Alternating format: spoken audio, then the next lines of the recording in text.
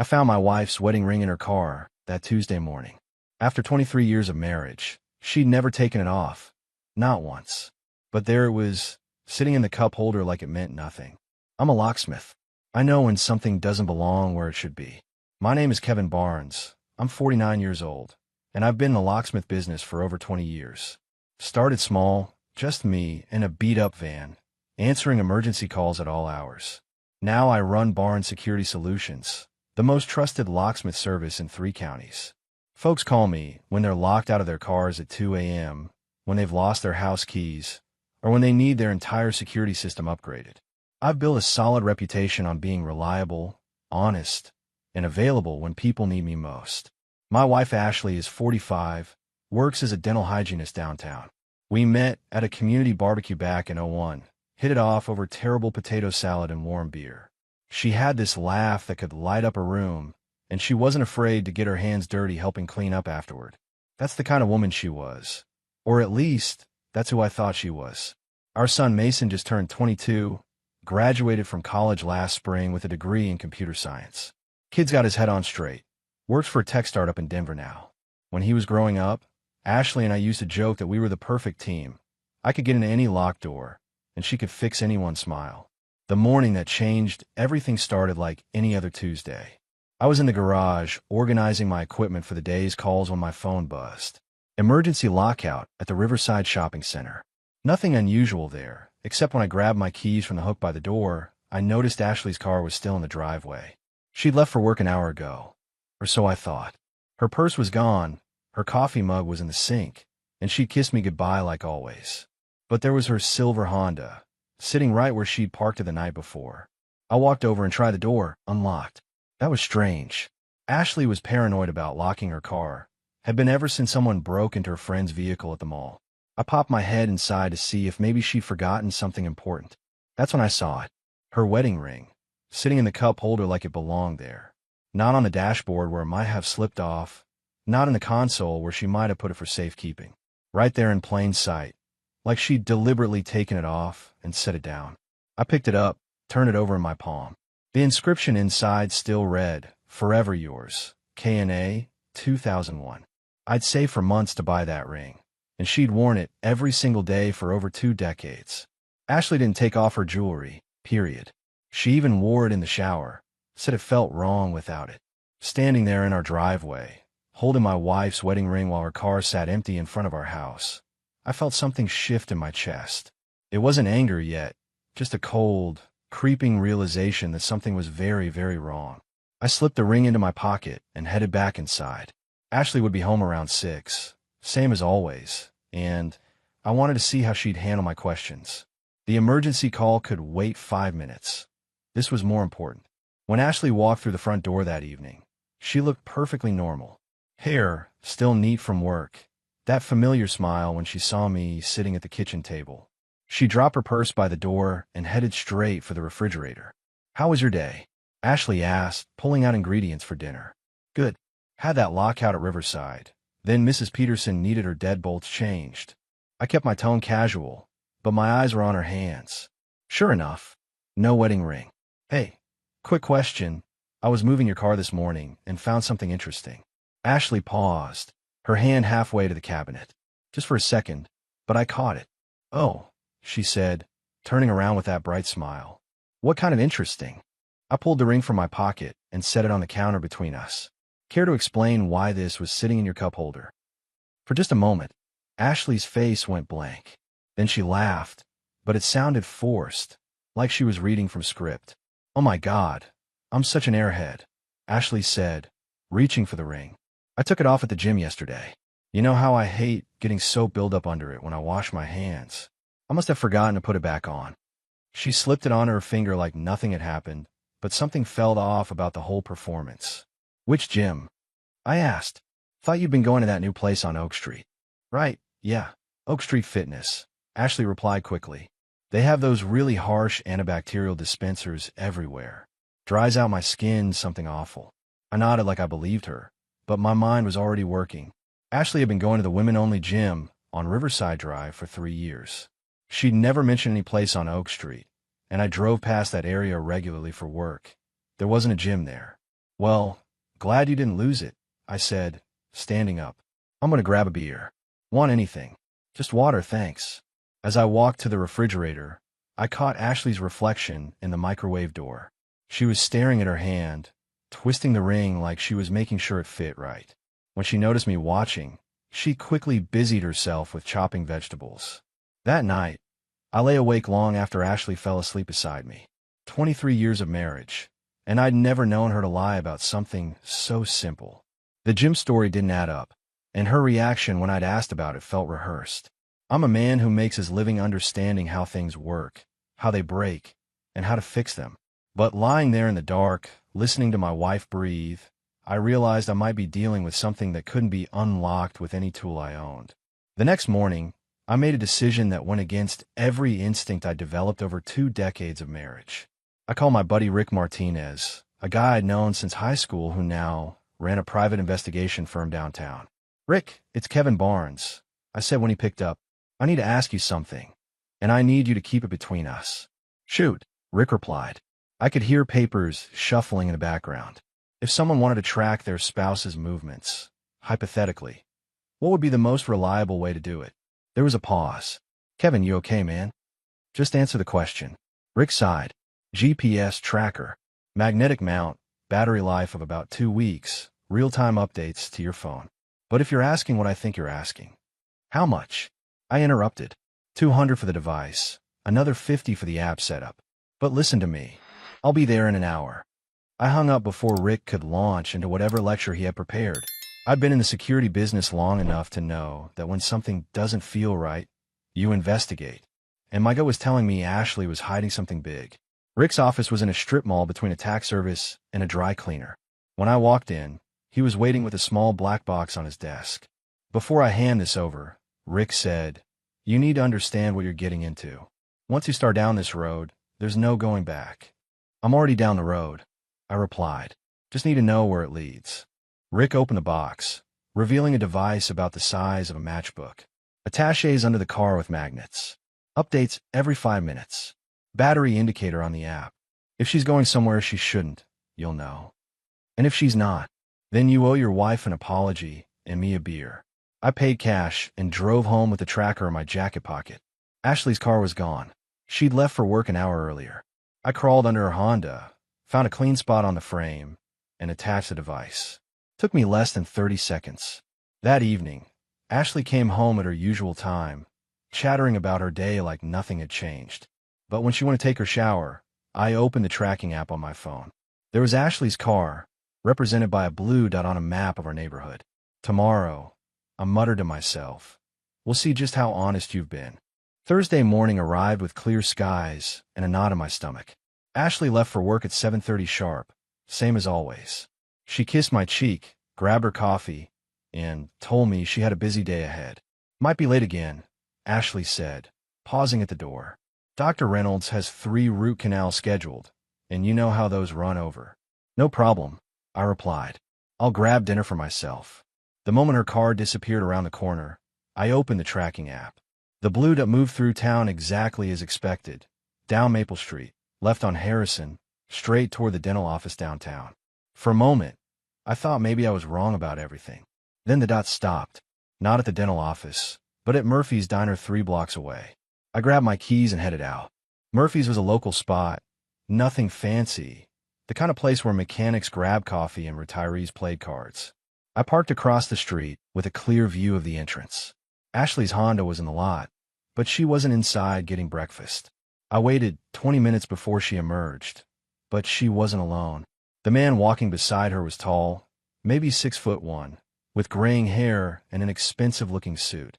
He had his hand on the small of Ashley's back as they walked to their cars, and when they stopped beside her Honda, he leaned down and kissed her. Not a friendly peck, a real kiss, the kind married people share.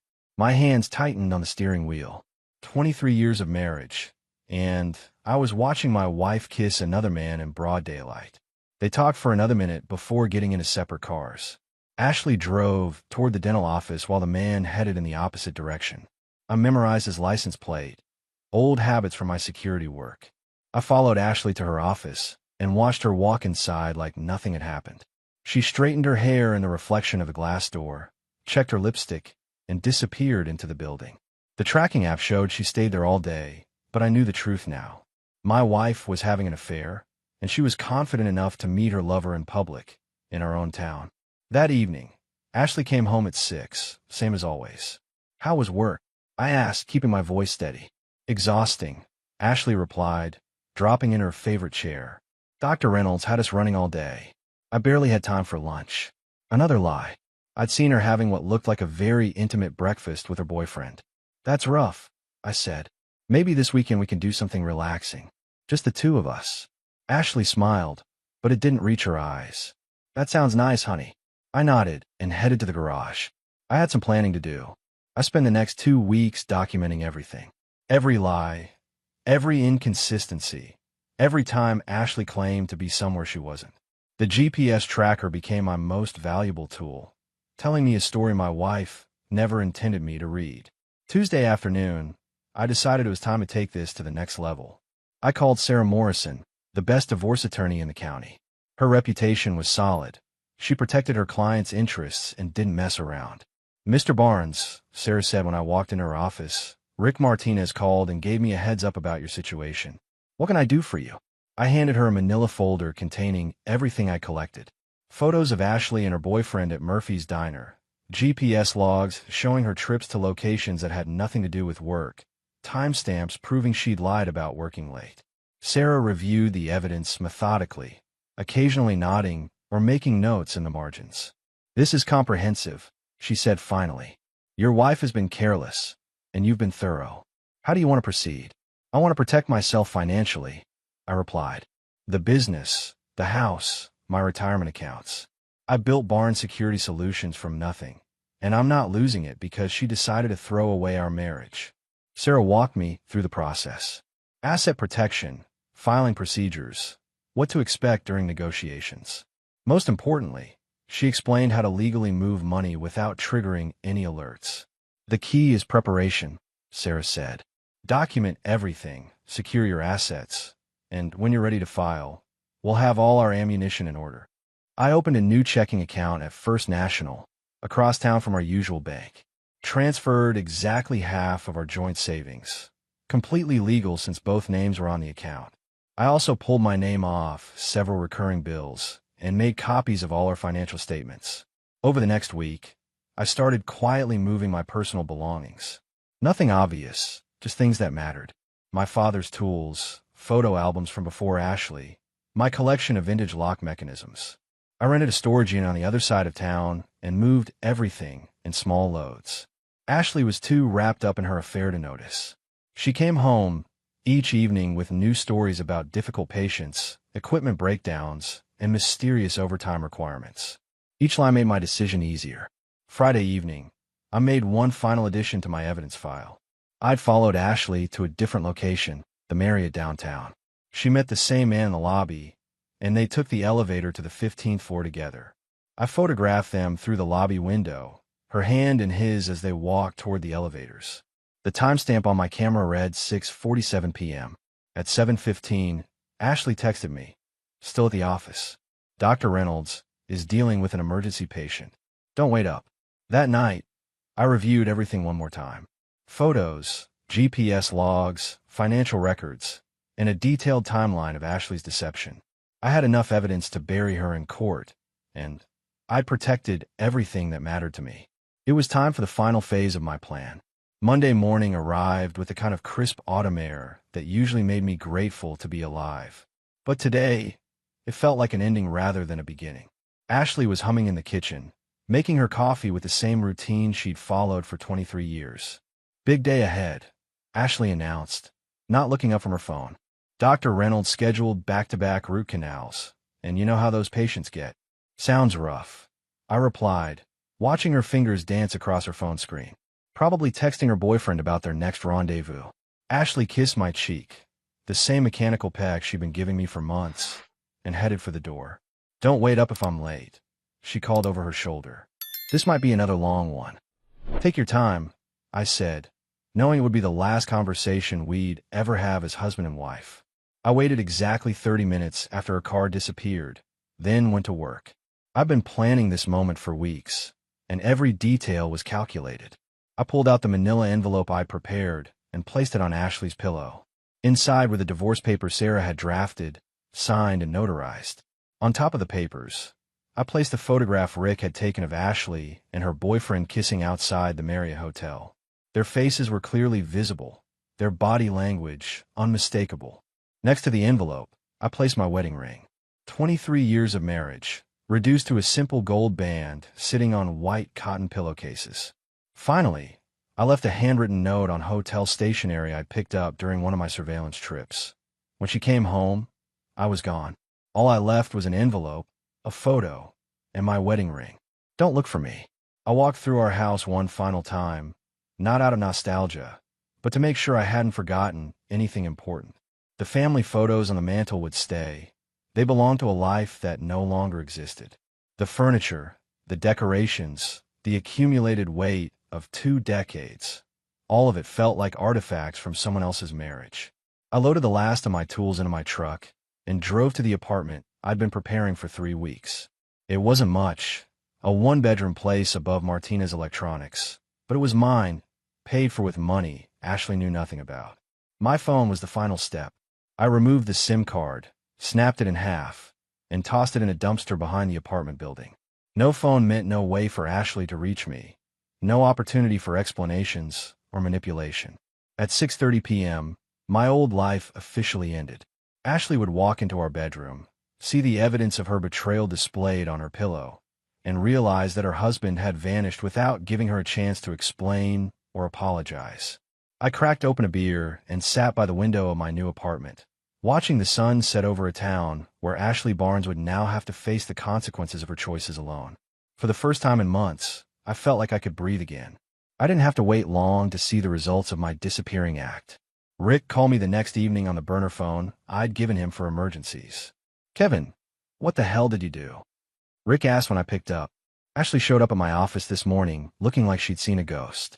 She was crying, asking if I knew where you were. "What did you tell her?" I asked, settling into the chair by my apartment window. "That I hadn't heard from you in weeks." But man, she was desperate. Said she'd found some papers and photos on her bed, and you'd just vanished. She wanted to hire me to find you. I chuckled. "I bet she did." "What was your response?" I told her I don't take cases involving friends, and that maybe she should think about why her husband felt the need to disappear in the first place. Good old Rick. He understood loyalty. "She's been calling your office too," Rick continued. "Martinez Electronics said you'd resigned effective immediately. No forwarding address, no contact information. Kevin, you really burned every bridge, didn't you?" "That was the point," I replied. "Clean break. No breadcrumbs to follow." 3 days later, my son Mason called the burner phone. His voice was tight, confused. "Dad, what's going on?" Mason said. "Mom called me crying, saying you'd left her some kind of divorce papers and just disappeared. She's talking about hiring lawyers, private investigators. She sounds completely panicked. Can you meet me somewhere?" I asked. "Just us. There are things you need to know." We met at Denny's on the interstate, 20 miles from our old neighborhood. Mason was already waiting in a corner booth when I arrived, looking like he'd aged 5 years in the past week. "Dad, Mom says you're having some kind of breakdown," Mason said as I sat down. "She says she found papers and photos that don't make sense, and that you just vanished without explanation." I pulled out a manila folder and placed it on the table between us. "Your mother has been having an affair for months. These are the photos and evidence I collected before I decided to leave." Mason stared at the folder like it might explode. Slowly, he opened it and looked at the first photograph. Ashley and her boyfriend kissing outside the Marriott Hotel. His face went through several expressions.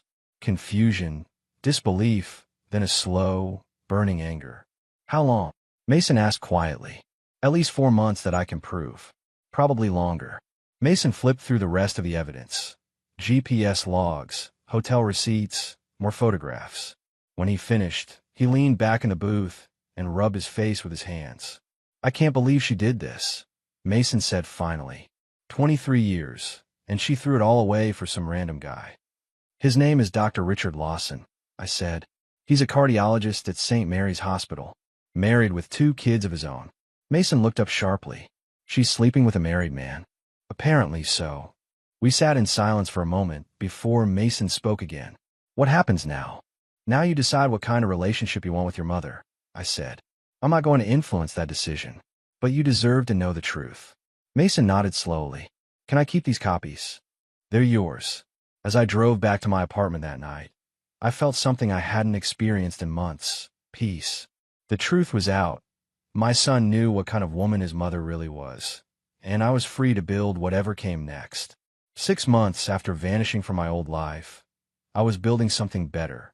The divorce had been finalized without me ever having to see Ashley face to face. Sarah Morrison handled everything through the courts, and Ashley's attorney quickly realized they had no leverage against the mountain of evidence I provided. I kept the house, the business, and most of our assets. Ashley got her car, her personal belongings, and half of what remained after legal fees. She also got to explain to everyone in town why her husband of 23 years had disappeared overnight. Barnes Security Solutions became my salvation. Working with my hands, solving problems, helping people protect what mattered to them. It reminded me why I'd gotten into this business in the first place. Word spread quickly about my reliability and discretion, and soon I had more work than I could handle. The apartment above Martinez Electronics wasn't meant to be permanent, so I started looking for something bigger. I found a small house on the outskirts of town with a detached garage I could convert into a proper workshop. It needed work, but I had the skills and the time to make it mine. Mason visited regularly. He decided to cut contact with Ashley completely after seeing the evidence of her affair. I can't respect someone who lies that easily. Mason told me one Saturday, while helping me install new security cameras around my property. If she could lie to you for months about something that big, what else has she been lying about? It was a fair question. I'd raised a son with strong principles, and Ashley's betrayal violated everything we'd taught him about honesty and commitment. I also started dating again, though I took it slow. There was a woman named Carol who ran the bookstore downtown. She was divorced herself, understood the importance of taking time to heal, and appreciated a man who could fix things when they broke.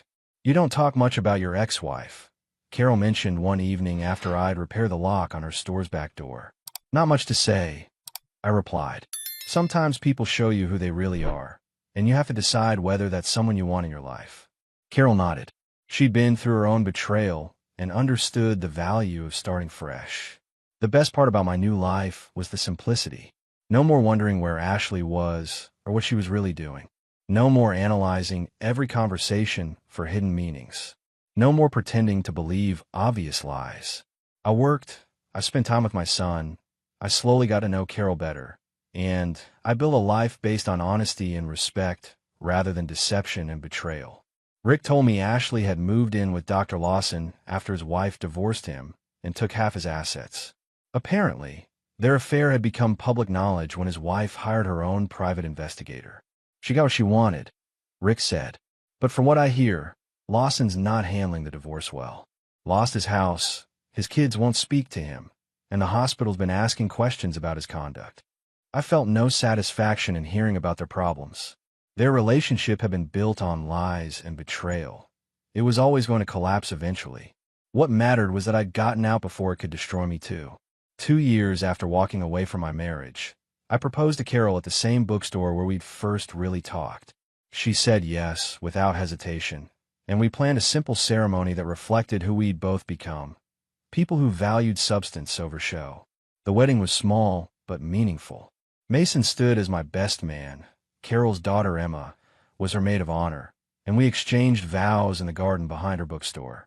No fancy venue, no expensive decorations, just two people who'd found each other after surviving betrayal and learning what real partnership looked like.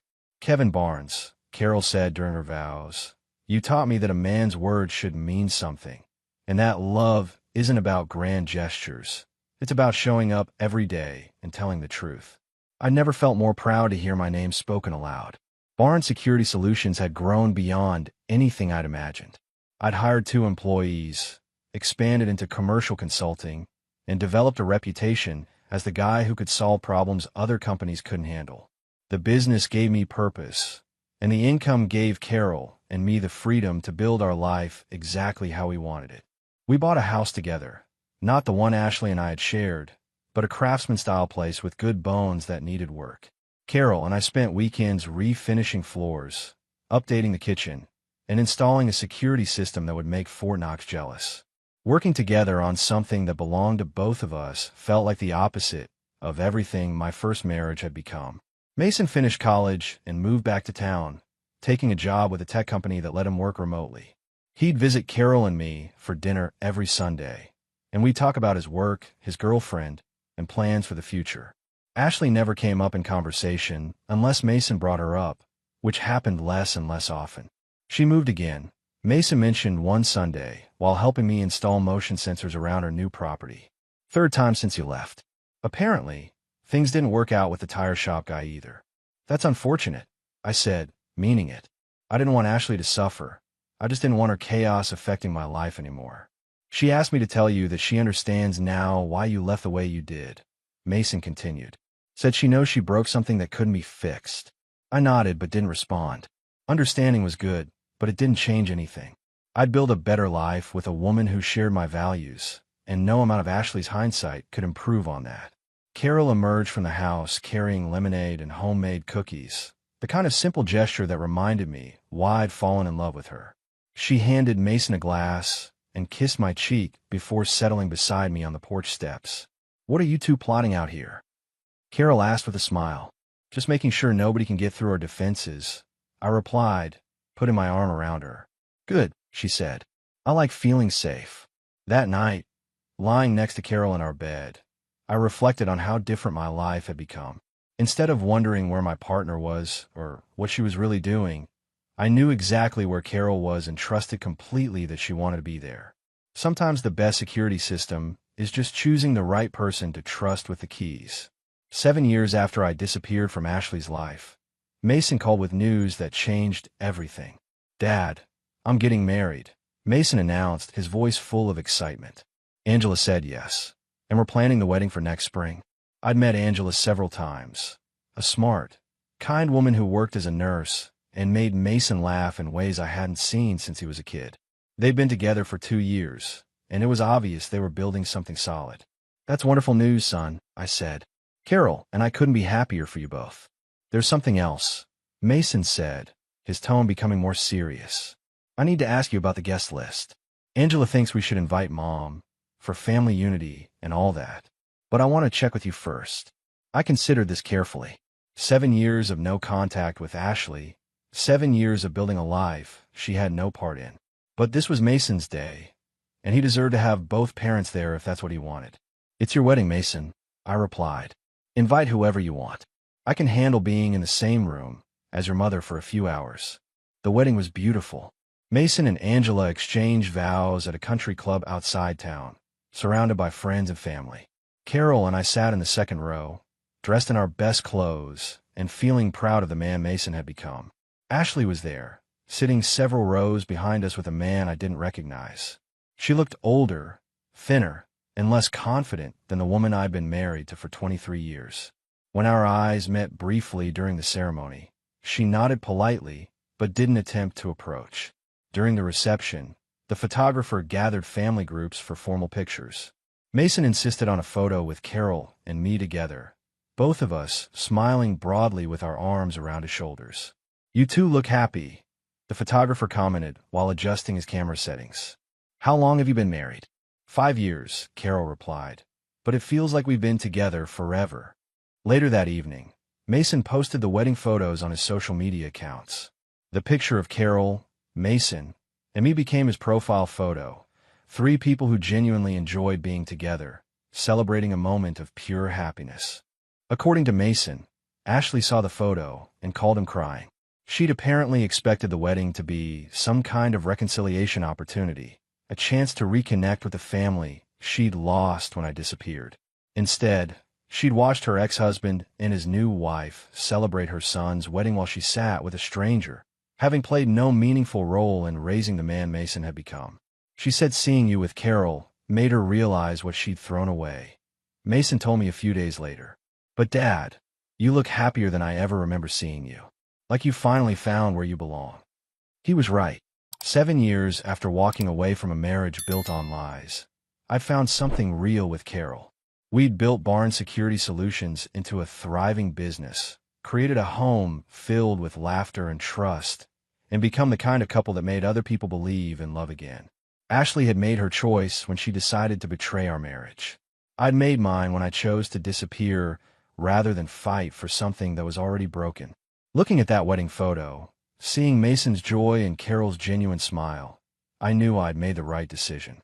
Sometimes the strongest thing a man can do is walk away from what's destroying him and build something better. When she came home that night 7 years ago, I was gone. All I'd left was an envelope, a photo, and my wedding ring. At our son's wedding, she saw me and was shocked to discover I'd never looked back.